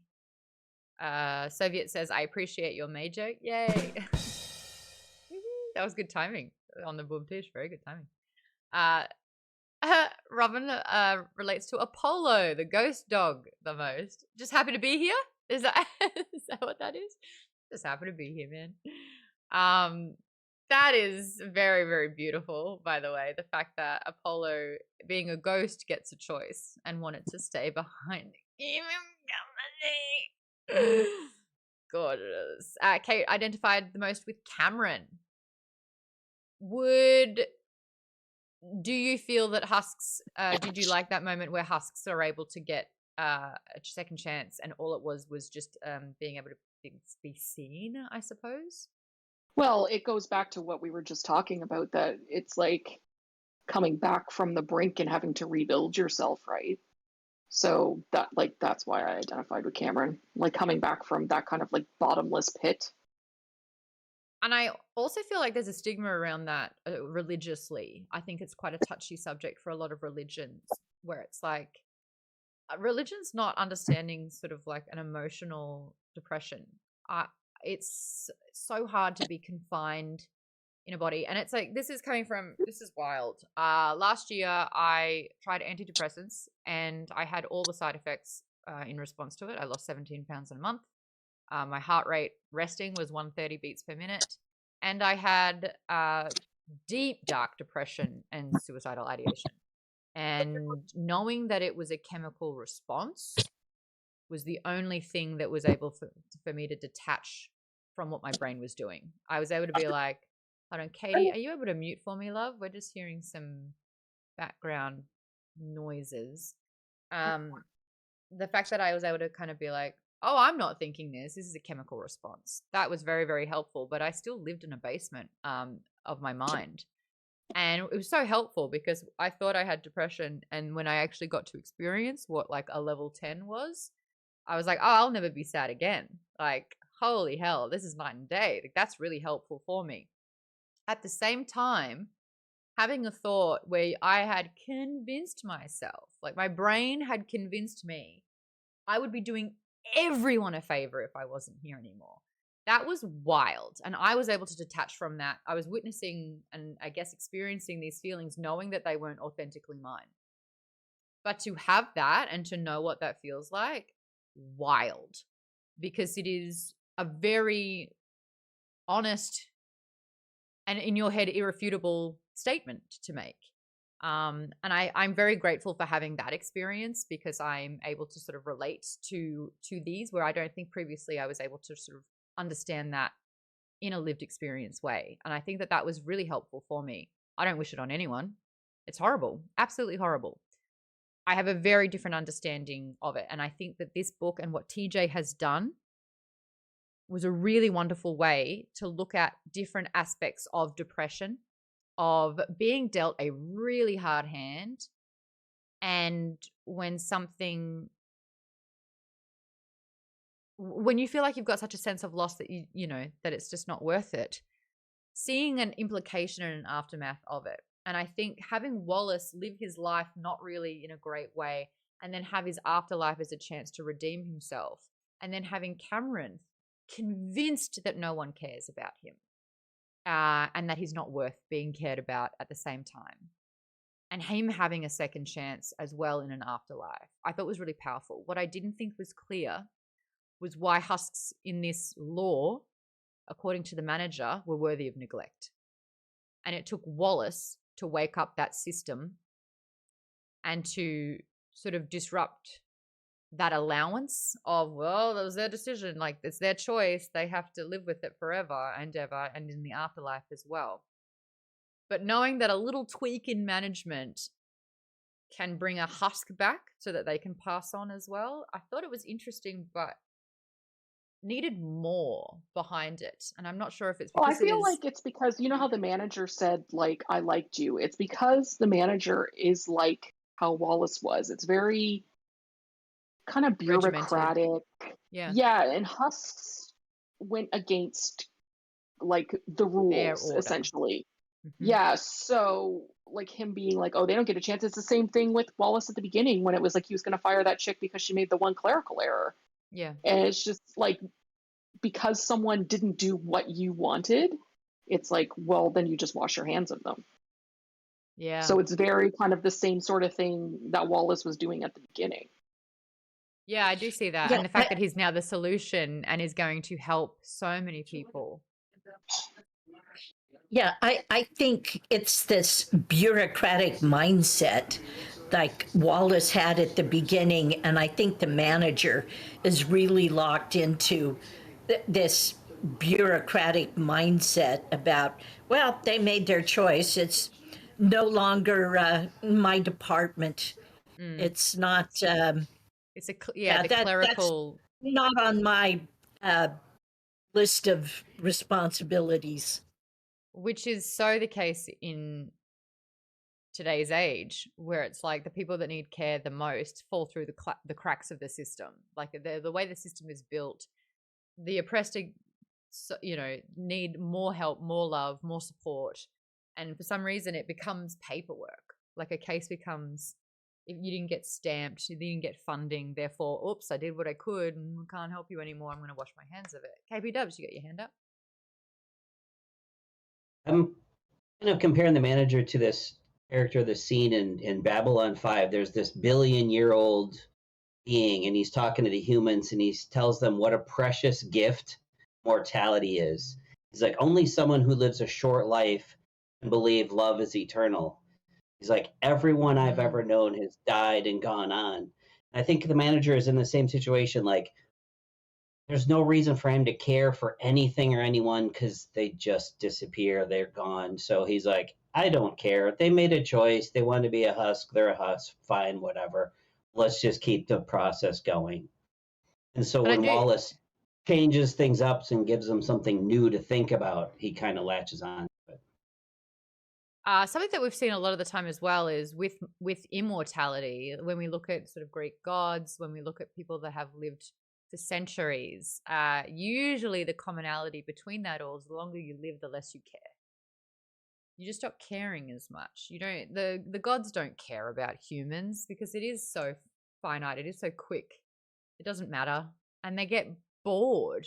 When you can live forever, like boredom comes in, and then that's when it starts getting sort of cruel sometimes.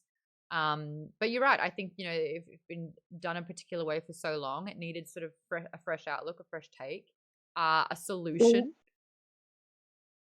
We kind of see that just like on a different scale, but we see it in our own lives. When you look at like the way like a teenager feels and like lives their life, is like, everything that happens to them is like the greatest or the worst thing that's ever happened to anybody, right? And when you're older, you're kind of just like, well, it is what it is. And it's like, it's on a much smaller scale, but I mean, just time kind of dulls your edges, like erosion, right? Well, you've got more to So compare it- it to as well. When you're younger, Yeah, and when it's it is so the worst thing ever, it's the worst thing at that time. And then you yeah, so realize, it's the same sort of thing. Like if you're like 30,000 years old, like someone who is like 80 is gonna, it's like, oh, you know, you silly child. So it's just like all that, just time softens those edges. So yeah, like immortality, it's like you wouldn't, you've already felt all the things. Nothing would be new, nothing would be exciting. I'm with Cheyenne though, wanting more lore of the Husks. And Kate, you were saying that the most beautiful, evocative, moment of the book was the manager coming out as a stag, transforming into a boy, having this like the petals and flowers that fuels its existence. I wish we did get a little bit more of that. I love that it wasn't this, oh no, humans have formed God to be a deity because they can comprehend it better. That ain't it. Like, this is something that you can't even really grasp or wrap your head around. And I guess that's sort of like a written form of being agnostic, where it's like there is something, but we don't know what that is. And TJ has made it sort of like an interchangeable creature from an animal or a boy that we as humans can sort of identify, but it's so much more vast and bigger than that. But having someone like Wallace, who's been a ghost for 4 or 5 weeks, he's able to kind of provide and impact a system that does seem so vast. Well, I want to talk about the ending. I do think it's important to talk about it. I've got other questions in here, like themes of guilt, grief, mental health. I feel like we've touched upon a lot of those. We've talked about the bystander effect. There is a symbolic nature of tea. What would be your tea? Do you have like when that was coming and Hugo was saying that he brews a tea that's intrinsic to a person, did you have a tea that immediately came to mind where you're like, ooh, I'm an English breakfast, baby? Or is it something that you're stumped about and want to get in there? Earl Grey, hot, says Robin. Yeah, you know. You know. Earl Grey's a little bitter for you, though. A little honey in it, maybe? Maddie's a vanilla iced chai. We got a ginger tea from Sprinkles. Good digestion with that one. Mint tea. Peppermint. Earl Grey with cardamom. I'm in the Ted Lasso mindset about tea. Zen green, says Avery. Spearmint with a shot of cocoa. Ooh, lychee oolong, says Tay. Okay, well, some of you really know. Toaster Poster says boring old Lipton tea. Toaster Poster, I will get 10 compliments so fast if you're saying that you're an old Lipton tea. What's Ted Lasso's mindset about tea? It's a British thing. You should never have it. It's Americans drink coffee. It's just brown water. He literally says it's just hot brown water. I think he said hot brown dirt water. Or Uncle Iro when he had bad tea. It's just hot leaf juice. It's like, that's my mentality of all tea. Hot leaf juice. Yeah. Pepperidge Farms makes a Milano London fog cookie. Okay. Colleen says ginger lemon or a mint. I have to think about mine. Nothing's really coming to mind.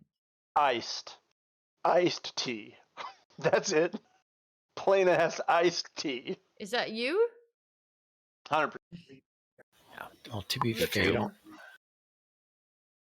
When Tivana used to be a thing, I used to love to go in there and try the different teas. They had some really amazing combinations that, some of them were really fruity and others were, I don't know, more floral but it was just really nice to have that variety. I don't think necessarily like the tea has to be symbolized you specifically. It just looks like in the case of Wallace, it's not that it represented him; it's that it reminded him of his home. So it's like if you have a tea that you grew up with, that's probably end up being your tea. Like in my case, that's the same thing. I'm drinking that tea, Earl Grey with cardamom, or without it for a long time, and that's what it represents for me. Alrighty. This is help sleep and immune supports respiratory health. It has organic licorice root, eucalyptus leaf. There you go, Australian. Tulsi leaf, ginger root, cinnamon bark, thyme leaf, elecampane root, peppermint leaf, cardamom seed, mullein leaf. It's got a natural licorice. I fucking hate licorice, but everything else, perfect. Perfect. I can't drink fruity teas hot. I only liked them iced. In reality, I'd probably be some sort of blueberry tea because I have really good memories of picking blueberries with my family. That is really cute. I do love that tea was a big theme in here, and I do think it's a very calming sort of the symbolic nature of, you know, the first one you share with a stranger, second time it's with a friend, and then it's family. I thought that was really sweet. And it adds to that kind of cozy core that this book has of being in a tea shop. There, at the beginning of the book, when he was first talking about tea, and it had like those hidden meanings for Wallace, that went for about 5 pages too long. How important is found family when it comes to self-acceptance? If you can't love you, let them love you. Found family is a really big thing here that I think TJ Klune does a really good job at. Wallace only comes alive once he's had his found family, and he found love, and he found his way out of the closet. I mean, I would say found family is important, very important in general for a lot of like books or people in general, because found family is, I guess, people who have chosen to accept you, not people who have to accept you for whatever reason. Mm-hmm. So the fact that people have made that choice is very it's something to be proud of. Yeah, I think if you've got someone that really cares about you and they're looking, they can see you better than you can sometimes. Yeah. And I think the most powerful thing you can do is love all of a person. All the bits. The parts that are hiding in the shadows that are snarling, and the nice parts. Avery is the designated found family fan here. Mm-hmm. Well, I thought about you in the second half of this book when this became really found family. I was like, Avery's eating this up. Did you love it? This part of the book? Yes, family? I did. That's why I ended up giving it a 3.5 because that was higher than what I originally was going to give it. But I did really enjoy all that with the found family and having them all like learn from each other and just like rely on each other, and it was really sweet. So I enjoyed that part a lot. And I think there's not many people that would accept Wallace. So he found the right people. Thank God. What did we kind of talked about it? What did you perceive the manager to truly be? Talk through their powers, talk through their influence, and then we'll talk about the ending of the book. For me, the way it was like built up before actually getting the reveal, I felt like he was just some middle-aged guy in a suit. I'd like to speak to the manager. Like Good Omens, John Hamm as I think it was Gabriel. Like that was like what I thought the manager would be, but a little more soft, just the way that it was like described. Did any kind of hard line, and then you get the reveal. It's like, no, he's just a very old entity who's kind of a dick. Did anyone get Bone Carver energy? If you know, you know. Yeah, I knew it. I know. Cheyenne and Robin. I knew that if I said that. Lisa, did you get Bone Carver energy? No, you didn't read it. I haven't gotten that far, but that just made me want to read it more. So sometimes I just know how to get you. Let's talk about the ending of the book. Was it predictable? Did you unsatisfied? Unsatisfied? How did it make you feel? What did you like? What didn't you like? Who wants to unwrap the ending? Now, Lisa, we're going full spoilers here with the ending of the book. Just a heads up. Aaron, you'd like to go first? It was kind of brought up earlier when we were kind of going over the manager and how he felt like his system was being disrupted by Wallace and all that stuff after only a short amount of time. That's why I kind of thought that he would have been better as even an assistant manager or just a replacement for the manager as his reward at the end of his journey, rather than being coming back to life and all that stuff. Because otherwise, what's the point of him going through this journey of like, learning how to accept that he's dead, that he can move on, all this stuff. If he doesn't have to die and move on.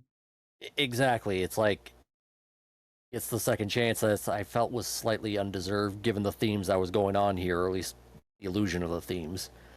So that's why I felt like the manager's like so old and he's like so set in his ways. So it's like Wallace would have been the perfect replacement because it's like, okay, he is the manager before he died. And now going on this journey, he's like now got a new perspective. He now knows about the Husks and how to deal with them. It's like he has a better idea of how to move things forward in a better direction. Your mind. So About what, Lisa? About what? No, you started that. I need to know. My dog, he keeps walking back and forth, Oh. being annoying. Now But we're he's cute. talking about tea here. I thought you were about to spill some, but that's fine. It's just the dog. I personally felt like it might have been more satisfying. I felt like it was leading up to the way he was finally accepting death and not feeling afraid. I kind of felt like, for me, it would have had more impact if he had just said, I love you, Hugo. I'll be waiting for you on the other side of the door. Yeah. Acceptance, like a full circle moment. Tay says, and I want to get this right, unsatisfying. Felt a little rushed. It would have been better if he remained dead. It felt gimmicky. Cheyenne said, I've said it before. It felt like an adult Studio Ghibli story. Predictable, but it felt good. Toast Post says, I was satisfied. To me, the book was about complicated feelings and not complicated characters. I felt the ending was quite predictable. The first dialogue with the manager kept being like, I like you. There's something about you. As soon as you said that, there's something about you. I'm like, yeah, he sees himself in him. And Aaron, I'm on the same page with you. I felt like it was going to be a protege. And it was like, you can stay conversing with Hugo. You don't have to move on. You can stay here, but I'm going to train you in my image, and I might want to retire because I've been doing this for far too long. Obviously I'm a little rusty if I'm missing sort of this feedback. The impression I got was the manager felt tired. Like this has just been going on and on and on. Nothing's really changed. It's just the predictable minutia. And Wallace comes along and it's like, the longest everybody I think they said was like maybe 2-3 weeks, and he's been there for almost a month and a half. Yeah. There needed to be more discussion about that. The manager's kind of like, dude, why the fuck are you still here? Like, this is way too long. Face your shit. We're pandering at this point, And the last step before he would move on, if he went that route, is help Hugo accept that this is gonna happen. You already know life sucks, but I'm gonna help you gain your acceptance while you're still alive to appreciate it, so it doesn't affect you when you eventually die. That would have been the better, progression. But they went with the, cliche, you get the second chance ending. And Stargirl's saying, I just don't get why Wallace deserved it. Only one other person before him had come back. And I'm a little bit with the mind of, you are rewarding bad behavior. Like, the consequences of what he was like his entire life does outweigh this, I've sort of fallen in love. I don't really want to be dead. And it was like, it was reward in a way, which felt a little unjust. Like Hugo, I feel, redeems himself with if he were to die, bring Hugo back. That makes sense. Hugo's entire life has been sacrificed. Hugo is inundated with people's grief and despair daily. That is taxing. That is literally giving every day. If anyone deserved that, it would be Hugo. His dog and his grandpa, who both remain just so that he doesn't become too sad at doing his job. And it's a little slap in the face. I mean, I know that Hugo wants to have his life with Wallace, but it feels like such a cop-out that Wallace gets that reward, that chance, where it's like, yeah, that was a little iffy here. Yeah. So I just want to mention, I think I don't know people talking about in terms of Wallace, whether Wallace or not deserved to come back to life, but I think people might be thinking of it like too much in terms of like of like a Judeo-Christian kind of like vibe, and like was he being redeemed essentially? Has he done enough good in his life to redeem his badness? But it's not about that at all. The manager is not from the Christian religion. He's not Abrahamic religion. He's not from that mindset. He's doing what he's doing because he thinks because he said he sees himself in Wallace and he sees how he's changed, and he thinks that his idea for the Husks might be worth an opportunity, may be worth entertaining. Like he finds it, he's bored. He literally says, "Hey, I don't want to make deals with people, and that's not what he wants." But like he's willing to change his mind in this case because he thinks it'll be interesting, an interesting opportunity to save these Husks, and that's really what it comes down to. He's not like a good person. He's not like an angel. Or God. He's just a mysterious entity that doesn't really relate to humans. And so for him, this is worth it. I get that. I do hear what you're saying. I think that, like, religion aside, there's a fundamental understanding is that you have to earn something. It's not just given. And I feel like Hugo's giving. I think to a certain extent, the decision by the manager was just the novelty. Like everyone's saying, he was bored. And this is, okay, let's mix it up a bit. Yeah, okay. KP Dubs says, it was unbelievable that after millennia of following this system, the manager suddenly changed his mind and said, fine, you can stay. Avery says, I know you're supposed to be against burying your gays, but if your gays are already dead, you don't need to bring them back to life. I do like that they had a happy ending. I liked it for Hugo more than anyone else. I'm like, Hugo deserves happiness. Hugo deserves that. Hugo's earned that. And if it comes at, Wallace getting a second chance, as long as you better be so good to Hugo, you hurt my man Hugo, I will come for you. I do think you're right. Like Darren is saying, there was such emphasis on the river flows one way. The river only flows one way. And it's like, why bring this up? Where it's like, this is the way things are if you're just going to contradict yourself for Wallace. Brush Kid says, this book sounds like a game I played called Coffee Talk. I played that too. Avery says, but yeah, I agree with everyone saying it was predictable and it felt like a cop-out. Let the ending be sad, because endings are sad. That's acceptance. I like that too. All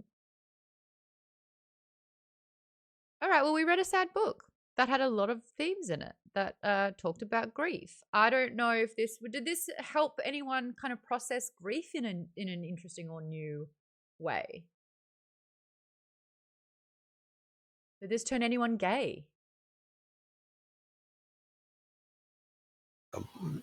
No, yeah, that's why they're going to pull it out of the libraries. Did you feel 2% more gay after reading this book? The water turned me gay. So no to the first part, it kind of did help me in that way because my uncle passed away, and he was kind of a while ago, and he was kind of similar to Wallace, not a terrible jerk, but like he focused too much of his life on working. And it's one of those things where like, you pass away, you're like, hey, I shouldn't have worked this much. I spent all this time working 60 hours a week for like decades, and he didn't see his family as much. And because of that, he lost a lot of time. And in the end, he was able to, he did get some time to be with his family, like a year or so. And we were able to, talk with him, and more importantly, his wife. And then that last year or so, he said was like, him and his wife both said they were like the best year of his life because they got to actually sit there and talk, because he wasn't working. He wasn't sitting there being busy all the time. They could just sit there and hang out and catch up and just, be husband and wife. Yeah, what has to happen in your life to have you recognize that it's worth living the way you want? I think the upcoming generations are a lot less about order. I mean, boomers, work one job, have one boss, build up your retirement. It's kind of like way more stable. But I think that especially the millennial generation are trying to find balance of quality of life and earning money. And it's like making a little bit more sacrifice or making decisions to have better quality of life. finding out what is important more. I think that that's a discussion that sort of millennials are having more than ever. Gen Zs are taking it to the nth degree. I don't feel like working today. Oh no, you have to still work. You gotta work for you to earn money. But I wonder, yeah, what is that point where it's like you actually choose to start living while you're alive? Because I think that this book does a very good job of reminding you that you can go your entire life and then realize too late. Maybe it's worth a thought or conversation now that, you know, we're talking about where our lives are at. What would you change? How do you feel? Do you feel like you're just going through motions? Do you feel like you're accomplishing? Do you feel like you're experiencing? Do you feel like you are loving? Do you feel like you are recognizing those that you care about in your life? Have you found your family, or are you finding your family? These are like some really cool big things. So are you addicted to Stardew Valley? I mean, these are all really important questions we should be asking ourselves. But is that making you happy? I think that it's always every day is a good day to kind of be like, you know, are the goods outweighing the bads? Are the people that I have in my life, am I giving to them? Are they giving back to me? Who fills my cup? Who empties my cup? What makes me feel more alive, I suppose? Does every day get better? Does every day get worse? Checking in with these things. What can you change? What can't you change? Having acceptance with those things as well. Gaia says, I am addicted to Stardew Valley. The safe space here. I don't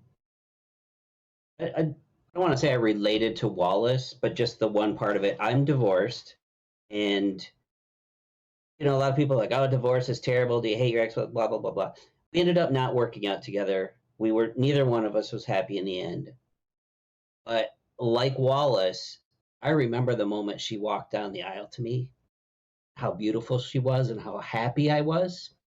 There's nothing that can ever take that memory away from me. And dozens of other good times that I always remember.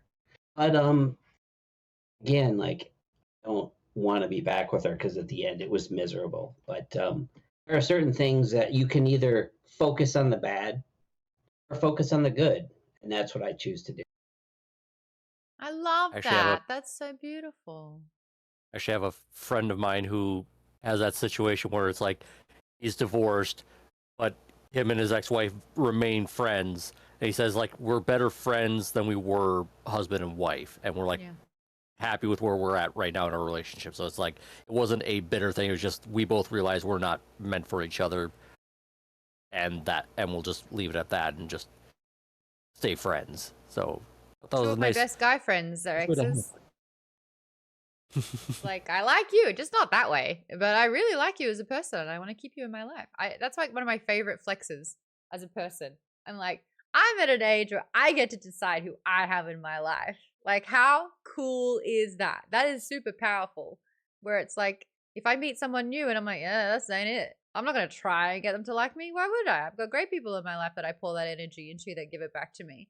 I think that that's like you can start getting pretty fussy with things. In 20s, you're absorbing, you're learning.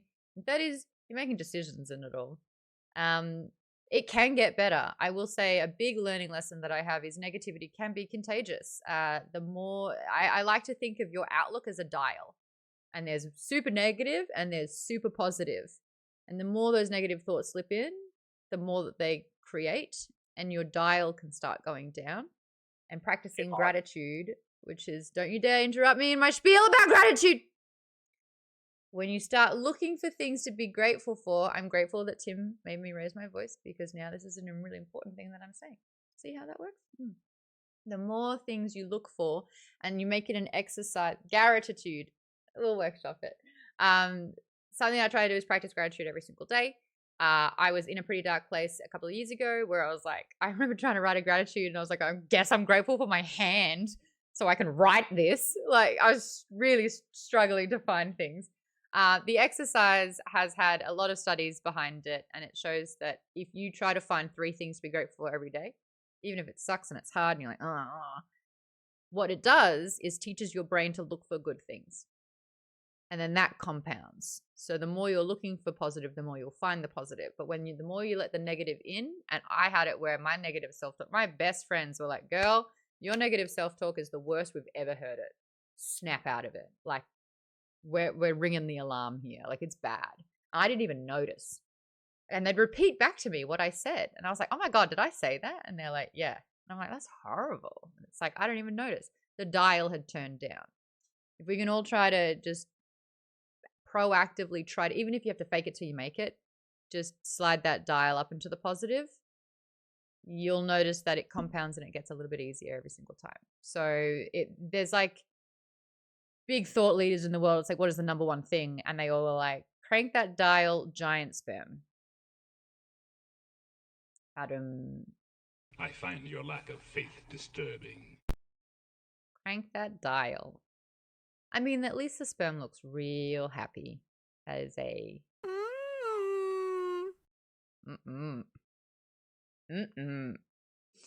Thank you, Adam. I literally was checking in on you and your mental health today, by the way, Adam. I hope you know. I just had to be delicate about it because I didn't know how to be like, is the head good? What did I say? Anything I can do to help. Oh, she's a good friend. She's got to give a shit sometimes. Anyway, that's all I wanted to do. What is your wise words of wisdom, Tim? I didn't have any. I was going to ask if you were ahead of the curve because you said in your 20s you're still trying to make decisions, and then you're in your 30s you can no, in your 20s you absorb. Oh, so I'm absorbing you gotta still. be ahead of the curve. You've got to be yeah, ahead of the curve. yeah. I heard someone told me and I believed them. That's what that is. It sounded smart, and I was like, all right. I'll find out in my 30s, I suppose, whether it's right or not. I'm just a baby. I'm just a baby. Anyway, we have had many a conversation about many a thing. Big shout out to the Members Plus for using this community and to share and being there for each other, and compliment bombs. Do not fear growing old, says KP Dubs. Learn, adapt, grow, and pass on what you have learned. To who? Zell? Oh, you just wait, bub. Have I got knowledge for you? I didn't talk about a big spell of grief that I've actually had this year, but on a separate note completely, go watch Thelma in cinemas, starring June Squibb. I think she's 94 years old. It's all about how hard it is to get older and how lonely it can be. And did my grandmother fall next to me and die in front of me? Yeah. Did it trigger that completely? You betcha. I started crying within the first 4 minutes of the movie. Is it a beautiful movie? It is. Tell your grandma you love them. Thanks, Jimmy. Also, Inside Out 2. Yes. To get an understanding on emotions. Sometimes you feel things and it doesn't make sense. That's what I love about therapy. You think this because this. And you're like, oh, that makes sense. I like that it makes sense now. There you go, Adam. You're passing on wisdom to the community. Mate, I'm still learning. I still don't have it all figured out. And I think it definitely bears repeating. I am not a qualified specialist in any way. I am doing my best with what I know, and sometimes it's not it.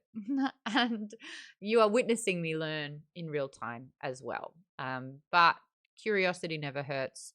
Asking the right questions, being considerate, being respectful, appreciating the good things we have, precious moments. If you want to see what it's like to be old, work in retail, they will come in and talk your ear off because they have no one else. I know the loneliness of old people is my Achilles heel. I feel like they're the most ignored. What was the word I've been using? They're a very ignored demographic. I feel. There's just not, I don't feel like there's enough neglected. Yes, neglected. They're the neglected Sorry, generation. there was one gentleman. He used to come into our store all the time. Sweet old man. He would come in. He would put one item in layaway and then pick up the one he had put in layaway like a month ago. And about 2 years ago, we stopped seeing him. And a few weeks ago, we Googled and we found his obituary. Very sad. Aww. Oh man, that's probably the highlight of his month, picking up that layaway item. Sorry to end on that, says KV Doves. That's all right. In show chat, we'll all say something that we're grateful for. I force everyone in the community to do this from time to time. I don't care if you hate it. I hate it half the time as well. But the more we do it, the better it gets. His name was Bernard Labine. Was it really? Labine. Great name. Well, we honor your memory, Bernard. There you go. Bernard. It was sort of an old-fashioned pronunciation. Bernard. Labine. Bernard, where? I can't ask him. Oh, on Saturday, Terry's DMing the first D&D game. How nerve-wracking. That's so exciting. You have full control. Ooh. DMing is usually a thankless job, so I will thank you. Colleen says, that's why I like technology that helps me keep in touch with so many people that I care about. Oh, that was a big part of the movie as well. She got scammed out of $10,000 because she didn't understand sort of technology. So she puts it on herself to try and get it back. Oh, man. Everyone just help out the elderly. They need help sometimes. I do this thing where I'll randomly buy their groceries. Some of them are very grateful. Other ones scream at me that they're not homeless. It's a plethora of different responses. I'm going to keep doing it because that's my little thing that I like to do to try and give back. Because most of the time, they are not buying much because they do not have much money. And it breaks my little heart. I went to my front door the other day, and someone had covered it with little paper hearts and sweet messages on it. It's so cute. That's so cute. Cheyenne says, we just created a family history book at work for an old man over the past few weeks. Oh, it's adorable. I used to accidentally get my grandmother shit-faced on brandy because as a 10-year-old I was responsible for pouring her drinks and I didn't know. I'm sure she had the best time. I'm sure she's just sitting there just blitzed out of her brain. Ah, I don't know. Ah, you're also wholesome and cute, says Tay. And now you know why you were the fave. Maude, could you make me a drink? Oh, so cute. Do not recommend grandparents dying in front of you, by the way. Avoid at all costs. Don't have that happen. My paternal grandmother died on the same day my son was born. Oh my god, how's that for the circle of life, huh?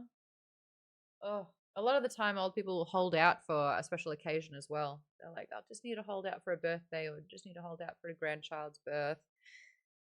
Maddie says, and what I'm learning is that Maude should make my drinks. I mean, wouldn't hurt. There's a reason why I'm not a bartender. I don't know how to end this. Hydrate. Right. I don't know how to end the stream. There's been a lot of feels in this. I'm glad the book has discussions. We're not doing the Q&A tomorrow. Tomorrow's off. Next Friday, 5 p.m. PT. Lock it in the calendars. If you're a member, you get access to the question document for TJ. Ask your questions. We'll be focusing on Under the Whispering Door and House in the Cerulean Sea. The sequel to that book is coming out in September. I would love to cover it for book club. Do we have dates for next month's discussion? I think we might, actually. We're doing 2 new books, as always. Our main book is going to be Mirrored Heavens by Rebecca Roanhorse. It is the 3rd in the series. I believe it's the last. It's a trilogy. This is going to round it out. We've covered the first 2 books, and it's a really great fantasy, Indigenous fantasy book. If you want to get caught up, I recommend it. A standalone book is our bonus book called Recursion by Blake Crouch. We covered Dark Matter, I believe it was for Nerdist Book Club a couple of years ago. That's going to be made into a television series starring Australia's very own Joel Edgerton. Do not Google his and my name. But I love Blake Crouch. Great sci-fi. It's a very stern glance into what we are capable of with science, maybe, which is unnerving. Oh, Maddie, no, stop it. I love Recursion. I gave it 5 stars. That'll be our bonus book. The schedule that we have for that, I said don't. I believe it's going to be Where is it in the chat? Maddie, do we have it? Do you have it? Stop Googling that. And can I get our schedule for next month? Robin! Not the 4th. So 11th, 18th, and 25th. Exactly right. 11th and 18th will be Mirrored Heavens, and 25th will be Recursion.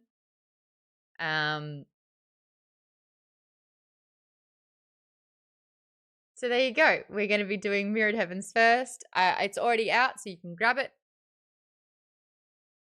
Oh, I actually am getting my wisdom teeth extracted, so I should probably figure out when that's happening. On the 22nd. I'll be good by the 25th. In Recursion, the movie about. Oh, there you go. We got the schedule all up. Thank you for the link there.